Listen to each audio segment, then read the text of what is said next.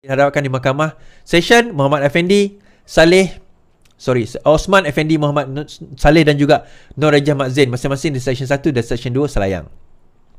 Dokumen itu tersedia orang ramai di laman web kehakiman. Beliau bagaimanapun menurut semua polis, Sanusi disiasat di bawah 3R, di bawah Seksyen Akta Hasutan dan Seksyen 504 Kanun Kesiasaan. Sebab itu dia ada dua mahkamah yang berbeza. Satu mungkin mahkamah cyber, satu lagi mungkin berkenaan dengan Seksyen 504 dan dia dua seksyen yang berbeza, berkemungkinan membawa kepada dua hukuman, berkemungkinan membawa kepada dua hukuman yang berbeza. Baik, dia kata tak dimaklumkan. Cuma saya tak puas hati satu benda je lah. Kepada KDN saya tak puas satu benda. Kenapa Sanusi tak ditahan reman? Tu je saya tak puas hati. Sebab tu dia tak tahu kenapa dia akan didakwa esok. Dia prosedur dia macam ni. Walaupun tak wajib lah kena tahan reman tu lah kan. Tapi prosedur sebenarnya, kalau dah ada siasatan, sepatutnya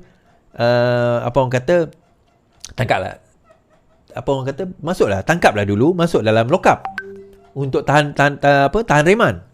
Kan? Saya seorang je kena.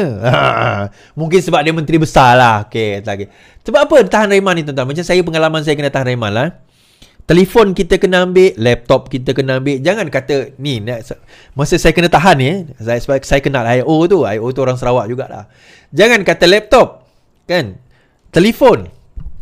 Dengan lampu saya, dengan second monitor, dengan ni tempat untuk letak ni, dengan keyboard, dengan kerusi, dengan baju, dengan ni, semua kena angkut tuan-tuan. Semua kena angkut. Dengan router semua kena angkut. Yelah, kita faham sebab itu merupakan bahan-bahan nak dijadikan bukti. Tak salah pun. Saya tak marah pun polis buat macam tu. Okey je. Kita faham. Tapi takkan dengan Sanusi ni tak ada apa benda kena angkut, esok kena dakwa tuan-tuan. Saya risau nanti daripada segi pembuktian tu susah. Tapi risau saya mungkin polis lebih tahulah. Sebab mungkin benda tu clear cut kot. Sebab dia buat ceramah depan publik dan sebagainya. Mungkin. Saya tak tahu. Kita tengok macam mana dakwaan esok hari. Dan daripada situ juga, kita nampak hari ini dekat Malaysian Gazette dalam dia punya Twitter mengatakan, saya baca terkini lebih 5 truk FRU dan truk Light Strike Force PDRM kelihatan muncul di hadapan IPD Gombak sekitar jam 10.15 malam tadi sebelum masuk ke dalam premis IPD Gombak jam 10.30 malam tadi. Difahamkan jentera FRU digerakkan sebagai persiapan awal menjelang kes pertuduhan ke atas Menteri Besar Kedah yang dijangkakan berlaku di Selayang pagi esok. Menteri Besar Kedah Sanusi Mak Noor dilaporkan didakwa esok hari di Mahkamah Selayang. Pendakwaan terhadap pengarah pilihan raya itu dipercayai berkaitan dengan kenyataan yang didakwa menghina Menteri Besar. Kesultanan Selangor dalam memilih Menteri Besar. Okey, dan dakwaan berlaku esok, tapi sama ada dia akan start didakwa esok untuk mengambil keterangan pendakwaan sama ada mengaku salah atau tidak. Okey, itu antara prosedur lah. So sepatutnya ada prosedur tahanan reman, kemudian lanjutan, kemudian dipanggil untuk pergi ke mahkamah. Saya ingat lagi, saya pergi ke mahkamah untuk dengar macam ni pukul 9 pagi. Pukul 9 pagi. Jadi esok pagi dia katakan untuk pergi dia akan didakwa. So lepas ambil kenyataan adakah anda mengaku bersalah atau tidak, maka dengan situ Sanusi kena katakanlah kalau dia mengaku salah, maka akan dibicarakan tarikh lain untuk hukuman. Okey, untuk hukuman. Tapi kalau dia tidak mengaku salah, maka dia akan ditetapkan tarikh lain untuk perbicaraan. Okey. Nah, apa akan berlaku kalau dia mengaku salah? Kalau dia mengaku salah dan ditetapkan bahawa denda beliau lebih daripada RM2,000, maka beliau tidak boleh bertanding dalam PRN kali ini. Kan? Penjara lebih setahun atau denda lebih daripada RM2,000, maka beliau tidak boleh bertanding dalam PRN kali ini. Jadi ada kemungkinan besar, ni juga tuan-tuan, ni saja saya buat cerita lah kan. Hint-hint lah. Ini antara lain adalah strategi atuk juga sebenarnya. Nak menaikkan mukris dekat Kedah. Yelah, korang boleh lah kata tak adalah ini kau punya cerita pandai-pandai. Konklusi korang decide sendirilah. Kan? Tapi Sanusi yang cakap siapa yang provoke? Kan? Ada tak mustahil benda ni adalah satu provokasi? Ada satu dia macam ni lah tuan-tuan. Sanusi ni dia punya kebijaksanaan tu, walaupun dia degree dalam sains sosial kot, tapi tak adalah bijak sangat budak ni. Saya panggil budak je lah, saya dengan dia beza umur tak jauh. Tak adalah bijak sangat dia. Dia short fuse, senang dipengaruhi, dan dia mudah terbakar dan mudah koyak. Dengan saya pun dia koyak.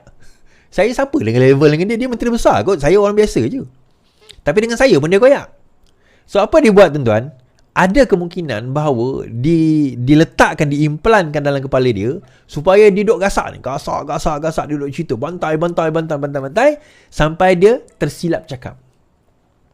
Bila dia tersilap cakap, ini peluang yang digunakan untuk nak jatuhkan dia. Dan nak naikkan siapa? Nak naikkan Mukhris. Ada kemungkinan. Satu lagi dana tuan-tuan. Daripada segi dana, this is where mereka perlukan Mahathir dalam isu ini. Sebelum ini kita dedahkan PN terima dana judi. Malah ada satu pendedahan daripada Ustaz PAS sendiri kata bahawa Hadi telefon dengan Vincent Tan. Hadi telefon Vincent Tan minta dana untuk pilihan raya. Ini sebelum ni lah, bukan sekarang ni. Bila dah tak ada yang itu, so kat mana lagi dia nak dapat dana untuk pilihan raya? Nak dapat dana bukan sikit tuan-tuan, bukan kecil anak. Kalau bertanding 245 don, sekurang-kurangnya mereka memerlukan dalam lebih kurang 15 juta. Itu pun 15 juta, seorang dapat 50 ribu je. Takkan 50 ribu? Tak cukup 50 ribu. Perlu lebih daripada tu, at least 30 juta, 40 juta. Di sini dia akan memain peranan, tuan-tuan. Di sini peranan itu akan dimainkan. Sebab itu, kenapa Sanusi perlu jadi... Dia macam ni. Kenapa Sanusi nak kena main isu-isu macam ni? Kenapa Sanusi nak kena bantai isu-isu macam ni? Kenapa Sanusi yang kena jadi kambing hitam? Kenapa? Kalau tuan-tuan perasan, kita dah overkill Sanusi. Kluster mahkamah. Sanusi dah sertai kluster mahkamah dah. Sanusi yang jadi kambing hitam. Dia dipanggil, kalau dalam strategi perang, dipanggil red herring. Red herring. Ataupun kita create the smoke on the other side. So apa dia buat? Dia create the smoke kepada Sanusi. Dan Sanusi akan dikorbankan. Ini plan Sanusi ke Is? Sanusi terlalu bodoh untuk mengetahui dia akan dikorbankan. Sanusi ni dia tahu short fuse. So dia orang plankan beberapa perkara supaya Sanusi short fuse. Dan Sanusi ni bantai gila-gila. Benda yang memang terlalu sensitif tuan-tuan. Dia tibai. Akhirnya bila dia tibai, kita lupa kepada Terengganu, kita lupa kepada Kelantan, kita lupa kepada Negeri Sembilan, kita lupa kepada Selangor dan juga Pulau Pinang. Tapi benda itu makan diri dia orang Is. Takkanlah dia orang sanggup nak guna benda macam ni. Yang penting, terutama Terengganu dengan Kelantan ni, dia orang selamat daripada kena tibayan daripada kita. Dia orang sebenarnya, bagi dia orang, ini yang saya nampak lah. Kedah jatuh, dia orang dah tak kisah. Yang penting sekarang ini, dia macam ni lah. Dipanggil strategi minimize the loss. Jangan Terengganu dengan Kelantan tu jatuh. Itu yang paling penting. Kedah jatuh tak apa. Tak apalah letak Kedah sebagai front line, biar semua tibai Kedah. Kalau perasan semua menteri tibai Kedah, semua penceramah tibai Kedah, even Anwar Ibrahim pun tibai Kedah, sebab saya pun tibai Kedah, ramai social media pun duk bantai Sanusi ni. So dia jadi the center of attention. Kita lupakan Terengganu, kita lupakan Kelantan. Tapi saya kata tuan-tuan, kita dah overkill Sanusi, so don't worry. Biar Saifuddin, dia akan teruskan dekat Kedah sebab dia bertanding kat Kedah. Dia bertanding kat Penang, tapi ya sebelah kat Kedah lah. Dulu dia bertanding kat Kedah. Tak apalah, bagi. Kan? Dia akan teruskan. Tapi biar kita juga mulakan juga serangan kepada apa orang kata Kelantan. Kita juga mulakan serangan terhadap Terengganu. InsyaAllah negeri lain tu okey. Semalam saya ada juga tanya berkenaan dengan rakan-rakan semua daripada Petrajaya, daripada Kuching Sarawak yang berminat membantu saya dalam parti. Kan, parti keadilan, dalam kita menerang, memberi penerangan dan sebagainya. Alhamdulillah ada yang dah komen. Admin saya kata ada yang dah hantar mesej. Cuma siapa tu boleh hubungi Ana di nombor ini, admin saya. Cuma nanti saya akan follow up dengan tuan-tuan. Kalau sekiranya Ana tak follow up lagi, nanti saya akan follow up dengan tuan-tuan. InsyaAllah, jangan risau. Dia agak busy. Jangan call tuan-tuan. Ini nombor bukan untuk di call. Nombor ni adalah nombor untuk di WhatsApp sahaja. So tahniahlah Sanusi. kerana menjadi kluster mahkamah sekarang ini. Dia ramai sekarang ni, ramai kata Iswadi ramai bantai kau sekarang ni. Yelah, memanglah. Dia orang nak alihkan, dia orang cuba nak alihkan isu Sanusi ni kepada saya. Tapi dia orang tak berjaya alihkan isu ni Sanusi kepada saya. Kenapa tuan-tuan? Saya ni siapa? Saya ni orang biasa, rakyat biasa saja, insan yang lemah. Aku insan yang lemah, hanya mampu berserah. Lagu siapa tu? Siapa ingat lagu siapa tu? Jadi kalau kita insan lemah nak compare dengan Sanusi, tak kena. Tak kenalah.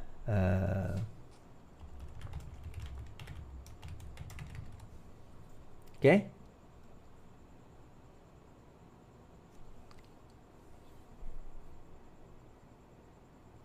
Right.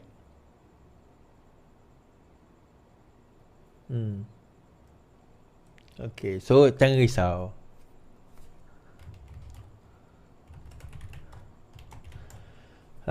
So insyaAllah, so itu saja daripada saya pada malam ini. Kita akan jumpa lagi insyaAllah pada masa yang akan datang. Terima kasih 10,000 nonton kita pada malam ini. Walaupun saya live pukul 12.30 malam. Boleh tahan korang tak tidur ya. Tak masuk lagi dengan Twitter ni. Mungkin ramai yang menunggu-nunggu, yang nak dengar suara saya. Pada pakcik, makcik, kawan-kawan yang mendengar suara saya sambil tidur tu, sambil tidur tu kita kata, semoga terus sokong kita insyaAllah. Kepada yang orang kata akaun-akaun, saya baca akaun-akaun yang pakai nama-nama fake dan sebagainya ni, jangan risau. Kita nak maki-maki, makikan, teruskan memaki kami, jangan risau. Sebab yang memaki itu, dosa kamu akan pergi kepada, menjadi transfer kepada pahala kami. Alhamdulillah. Assalamualaikum, selamat malam. Yang penting lawan, tetap lawan. Assalamualaikum.